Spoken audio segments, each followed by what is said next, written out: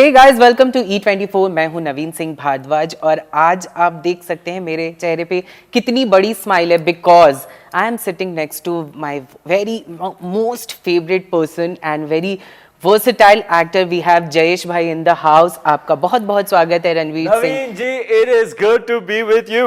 I like what you're wearing. ये मेरे सारे favorite characters हैं, पता है, Daffy Duck और Bugs Bunny, Porky Pig. I love it. Very very cute. Thank you so much. Happy to be chatting with you. बताओ यार, पूछो यार। कैसे हैं आप? बातचीत करते हैं अच्छी वाली। How are you? Top of the world, top of the pops. मैंने रियलाइज किया है लाइफ में कुछ भी हो रहा हो, बस पॉजिटिव रहना चाहिए, ऑप्टिमिस्टिक रहना चाहिए। जब भी कोई पूछे ना हाउ आर यू, तो चाहे हो या ना हो, हमेशा बोलना चाहिए कुछ पॉजिटिव। राइट। बोल के फिर शायद आप 5 आदमी को ऐसे बोलोगे तो शायद आपका जो इंटायर बीइंग है वो शायद बिलीव करने लगे कि हाँ यार मैं हूँ top of the world. You know how they से आप ये मैंने कुछ ये इंस्टाग्राम पे मोटिवेशनल पेजेस होती हैं ना, right, inspirational motivational quotes and what not, उसमें मैंने कहीं पढ़ा था कि your body, I think east में, ओरिएंट में सिखाया जाता था, चीन या जापान में, कि या ब्रूस ली कहता था, I can't remember when and how I saw it और रेड इट और हु सेड इट, बट कहते हैं कि your body doesn't know the difference. तो आप नेगेटिव मत बोला करो, क्योंकि आप वो बोलोगे तो thoughts become words, become expressions, become things, they will become a reality. तो हमेशा शुभ बोलो, अच्छा बोलो, पॉजिटिव बोलो। तो लॉजिक वर्क्स बोथ वेज। आप नेगेटिव बोलोगे तो आपका वाइब्रेशन लोअर होगा, लेकिन अगर आप पॉजिटिव होगे, पॉजिटिव बोलोगे तो आपका वाइब्रेशन खुद ब खुद रेज होगा। तो मेरी रिकमेंडेशन है सबको कि जब भी कोई पूछे, जो नॉर्मल सा सवाल है, हाउ आर यू, बोलो I am great, I am superb, I am doing fantastic, I am on top of the world. ऐसे बोलो, ट्राई करके देख लो, फिर देखो, बताओ, मेरे को भी बताओ। सोशल मीडिया पे चैनल्स हैं, ट्विटर वगैरह, जिसके द्वारा आप मुझे बता सकते हैं, तो आप ट्राई कीजिएगा और मुझे बताइएगा कि ये पैंतरा वर्क करता है कि नहीं। बिल्कुल। अच्छा, टॉकिंग अबाउट जयेश भाई का जब ट्रेलर आउट हुआ था, हमने कहीं पे पढ़ा कि this is a tribute to the girl gang जो आपके साइड में है, like Deepika, your mom, your sister. किस तरह का रिएक्शन आया था जब ट्रेलर आउट हुआ था? ट्रेलर आउट हुआ था तो अलग अलग रिएक्शंस मिले मुझे। सबको अच्छी लगी, लेकिन जिस कारणों की वजह से वो अच्छी लगी सबके लिए अलग था।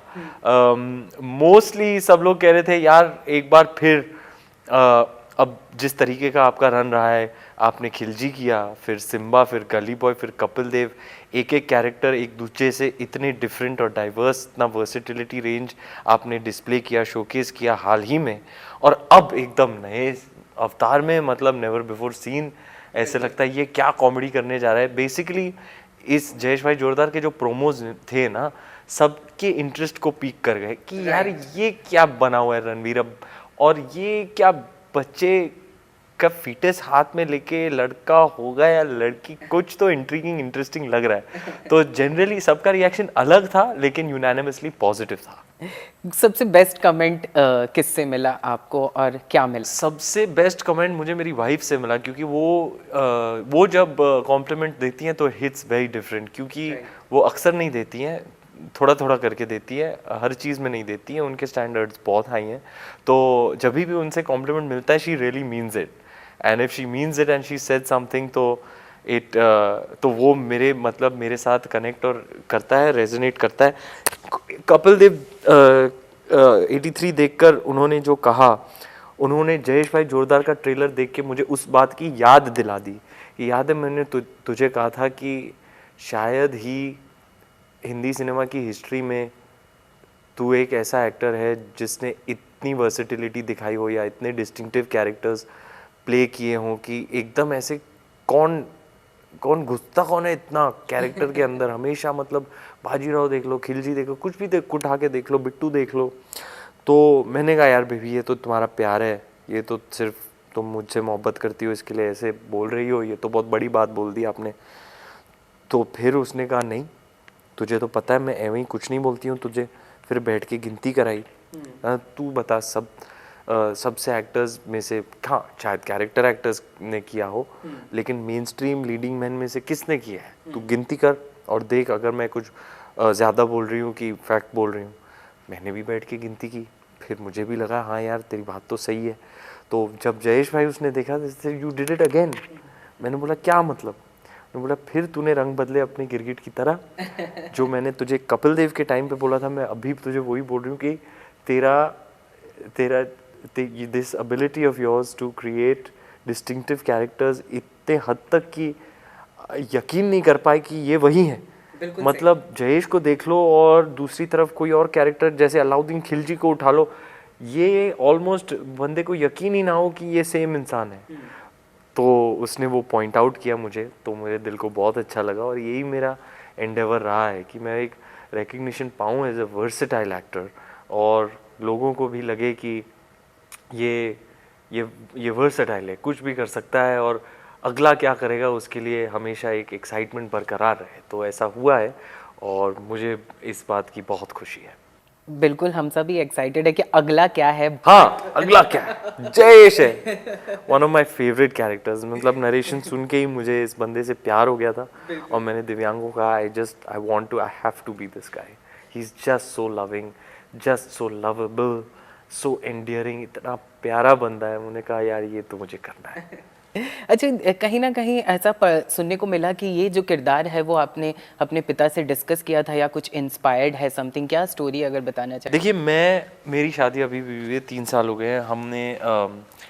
मेरे बच्चे नहीं हैं, तो मैं एक फादर का रोल कर रहा हूँ। ब्रीफली एक सेक्शन में मैंने बाजीराव मस्तानी में किया था, लेकिन फोकस उस फादरहुड वाले एंगल पे नहीं था, किसी और चीज़ पर था बाजीराव मस्तानी में। इस फिल्म में एंगल यही है कि फादरहुड वाला एंगल है। अब मैं चूँकि फादर नहीं हूँ, तो मेरे लाइफ के एक्सपीरियंस में मुझे सिर्फ मेरे फादर के एक्सपीरियंस और my experience with my father is something that I have to tap into और एक्सेस, वरना मैं कैसे जानूँगा। तो जब मैं अपने इमोशनल मेमोरी में जॉग बैक करता हूँ, तो मुझे वो दिन याद आते हैं जब मुश्किल दौर चलता था, लेकिन पापा कुछ भी करके हम लोग पर आँच नहीं आने देते थे। लेकिन दौर कैसा भी चल रहा हो, he would do everything in his power to make sure कि हमें कभी ऐसा लगे नहीं, कि महसूस ना होए कि बुरा टाइम चल रहा है, या यू नो। तो उसके लिए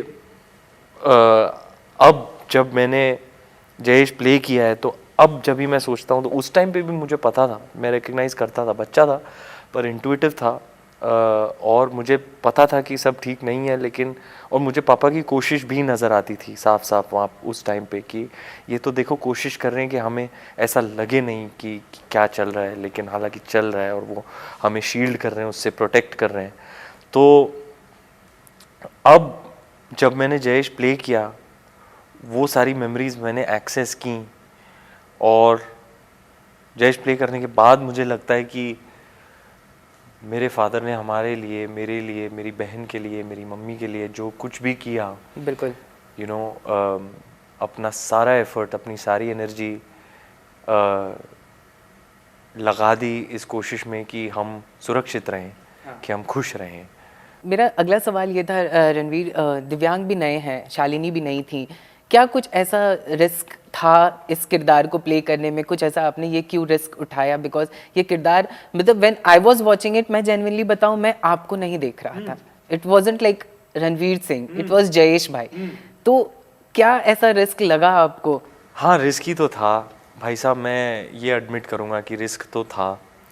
क्योंकि मैं हमेशा से सोचता था कि देख भैया, मेरा कोई फिल्मी बैकग्राउंड है नहीं, मैं पला बड़ा नहीं हूँ फिल्मों के आगे पीछे, मेरे डैडी कोई प्रोड्यूसर डायरेक्टर नहीं है, मुझे एक्सपीरियंस नहीं है।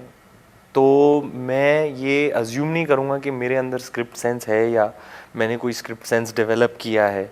तो मैं हमेशा एक फिल्म मेकर के कन्विक्शन पे जाता था कि कोई एक ऐसा फिल्म मेकर हो जिनकी फिल्में मैंने देखी हैं जो बहुत बढ़िया लगी मुझे, और अगर उनके साथ चांस लग जाए तो क्या बात है। तो ऐसे ही मैं उन्हीं दिग्गज डायरेक्टरों के साथ, एस्टैब्लिश्ड बड़े name, big name directors, big ticket directors के साथ काम करता, जैसे संजय लीला भंसाली, रोहित शेट्टी साहब, जोया अख्तर मैम, कबीर खान, करण जौहर।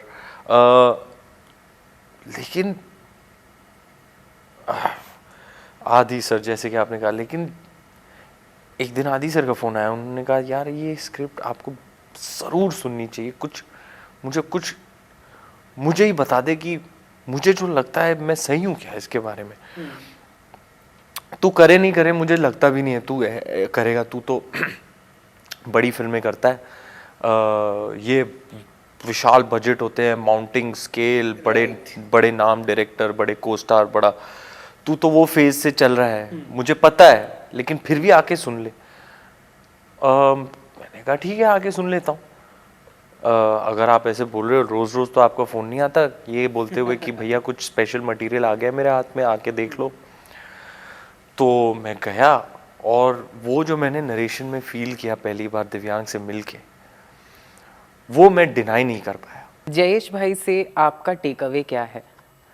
मेरा टेक अवे यही है कि I have a much deeper appreciation for everything that my father did to protect me and my sister throughout my life and our lives and yeah, I think इससे बड़ा कोई take away है ही नहीं कि कभी कभी क्या होता है, लॉपसाइडेड होता है, आप अपने लाइफ एक्सपीरियंसेस अपने किरदारों में डाल के प्रेजेंट करते हैं। कभी कभी क्या हो जाता है, एक किरदार ऐसा आता है जिसको प्ले करने के बाद आप भी कुछ अपने बारे में ही सीख जाते हो। तो वैसे टाइप का एक्सपीरियंस रहा मेरा जयेश के साथ। लास्टली हम आपसे जानना चाहेंगे, मैं जब दीपिका से बात कर रहा था तो उन्होंने ये बात कही थी कि उन्होंने जो OTT पे डेब्यू किया था उसके लिए आपने उन्हें रेकमेंड किया था, तो क्या मूवी से रिलेटेड भी चीज़ें डिस्कस होती हैं आप दोनों के बीच में? हाँ बिल्कुल होती हैं, उतना नहीं होती हैं शायद जितना वन वुड इमेजिन, क्योंकि दीपिका हमेशा सोचती थी कि काम को परे रख के हमें और बातें करनी चाहिए, ज़िंदगी को लेकर, दुनिया को लेकर, अलग अलग विषयों पर, सिर्फ काम ही नहीं, लेकिन काम की भी बात होती है। लेकिन जितना शायद कोई इमेजिन कर पाए कि दो ऐसे लोग हैं जो एक्टर्स हैं और रोज़ टाइम स्पेंड करते हैं, तो वही बातें होती होंगी, लेकिन ऐसा नहीं है, कम ही होता है एक्चुअली। वो काफ़ी अपने जो प्रोफेशनल डिसीजंस हैं वो काफ़ी इंडिपेंडेंटली लेती हैं। इनफैक्ट मैं उनको ज़्यादा कंसल्ट करता हूँ, मैं उनका ओपिनियन जानना चाहता हूँ, करता हूँ खुद की, लेकिन ज़रूर उनका ओपिनियन ज़रूर लेता हूँ। और it's wonderful to have a partner जो अपने आप में इतनी बेहतरीन अदाकारा हैं, अभिनेत्री हैं, कलाकार हैं, जिनको कला का इतना ज्ञान है, जो तो मेरे लिए वो एक एडवांटेज हो जाता है कि जब मेरी कोई भी चीज़ हो, पिक्चर हो, ऐड हो, परफॉर्मेंस हो, कहीं भी अगर मुझे कोई ओपिनियन ऑब्जेक्टिव जानना हो, और दीपिका का नेचर ही ऐसा है, वो झूठ नहीं बोलती, तो जो भी बोलती है मुंह पे बोलती है, सीधा सीधा बोल देती है। वो किसी चीज़ से या किसी बहुत इंडिपेंडेंट रही है ना ज़िंदगी, पूरी ज़िंदगी, तो वो किसी से डरती नहीं है, और she is not shy to express herself if she feel something. तो बहुत स्ट्रेट फॉरवर्ड रहती हैं, ऑब्जेक्टिव रहती हैं।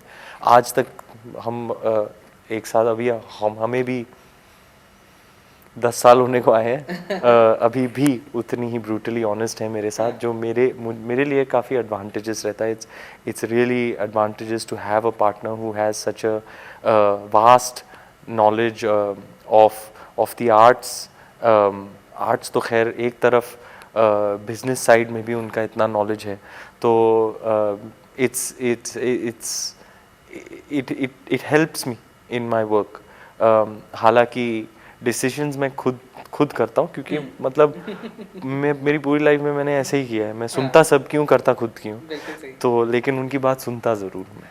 तो चलिए, thank you so much Ranveer हमारे साथ बने रहने के लिए। बहुत बहुत धन्यवाद आपका, अच्छा लगा आपसे बात करके, and this was my bucket list. Same, क्या बोल रहे हो, क्या बात है, थैंक यू। मार दो टिक, एक मोटा सा टिक मार दो उस डब्बे के next to. And we all are very much excited for Jayesh Bhai. आपको बहुत पसंद आएगी सर, फैमिली को जरूर लेके जाना, क्लीन फैमिली एंटरटेनर है ना, तो अकेले नहीं जाना आप, या तो यार दोस्तों को लेके जाना, लेकिन मेरे ख्याल से यार दोस्तों से ज्यादा आपको नहीं, फैमिली हम तो के सच साथ में जाने एंजॉय वाले करेंगे। बच्चे बूढ़े अगर हैं आपके फैमिली में, उनको लेके जाना, क्योंकि ये एक ऐसी पिक्चर है ना, एकदम क्लीन फैमिली एंटरटेनर जिसे बोलते हैं, कि ज्यादा वायलेंट नहीं है, कि बच्चों को नहीं दिखानी चाहिए कि घर की बिल्कुल लेडीज को पसंद नहीं आया, बहुत ज्यादा मार धाड़ था, या थोड़ा मतलब एक मैच्योर थीम था, तो बच्चों को नहीं दिखा सकते, या मम्मी पापा के साथ बैठने में थोड़ी ऑकवर्डनेस होती है, ऐसा बिल्कुल नहीं बिल्कुल है। ये नहीं है। इतनी क्लीन फैमिली एंटरटेनर है, आपको सबको लेके जाना चाहिए और साथ में देखनी चाहिए। चलिए, thank you so much Thank and all you. the best. Thank you. Thank you so much.